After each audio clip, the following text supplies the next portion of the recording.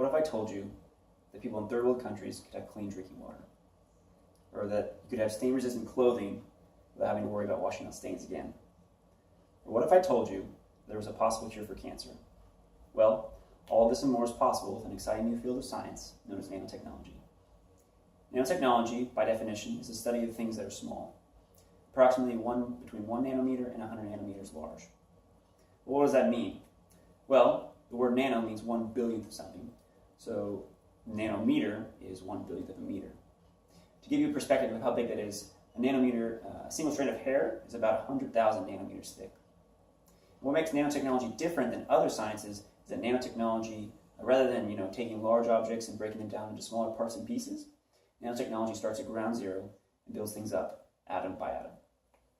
Nanotechnology has been around since the 1980s, but the first major breakthrough was in 1981 when Donald Eigler took some 31 atoms and spelled out the word IBM, making the world's smallest logo, using an electron tunneling microscope. In 1991 was the first major breakthrough, which was the discovery of carbon nanotubes, which I'll talk about later. They were discovered by Sumio Ijama. In 1993, the very first nanotechnology lab was implemented in Houston, Texas at Rice University under the care of Richard Smalley, which is known to be one of the founding fathers of nanotechnology. In 1996, NASA began its work with nanotechnology, and finally in 2000, Bill Clinton created the National Nanotechnology Initiative, or the NNI, which is still active today in increasing its research. So with the discovery of carbon nanotubes came the dawn of all things nano. These nanotubes are incredibly important because they're very strong.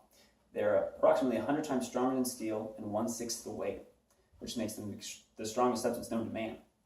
So what nanotechnology does is it takes these nanotubes and other substances such as rubber or plastic and can create thin layers or coatings on objects. For example, and this allows the object to be stronger, have higher strength, higher durability, and different properties depending on what substance you use. And so whether it's increasing the strength of tennis rackets or cars or planes or roads, the possibilities of nanotechnology are honestly endless. But what are some real applications today that we can look at that nanotechnology has affected and will change the way that we live? Well, like I said before, drinking water is incredibly important for life. Without it, we'd all die. And sadly, some of our friends in third world countries don't have access to pure, clean drinking water. And so this is changed through this product known as the Lifesaver bottle, which is just like any normal bottle, except has a filter, but the difference is it has an extra filter, a nanomembrane, if you would say, with small holes.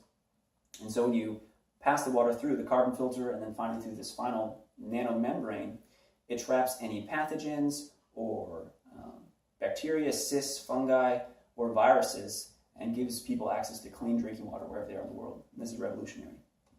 Next, the fashion industry has also gotten on the bandwagon for nanotechnology. And they have created something called stain-resistant clothing by taking small silicon layer particles and coating their clothes. This creates little whiskers, which create a pocket of air, and that repels liquids and resists wrinkling. And I'm sure you've seen stuff like this. There are 2 companies that are already implementing this, which would be Eddie Bauer and the Dockers brand, who's also implemented this into their shirts and their ties and other apparel, which is really cool, with their NanoCare khakis or Stain Defender clothing. Finally, nanotechnology is entering into the medical field and honestly trying to find a cure for cancer. Well, how can nanotechnology affect that?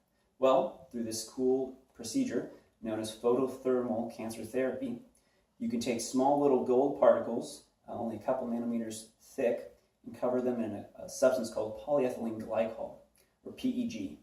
And this substance protects the particles from the immune system from eating them and wasting them. So you take these particles, you inject them into your bloodstream, and they flow around and they'll find the cancer and attach themselves to them since they're small enough to permeate all the blood vessels in the body.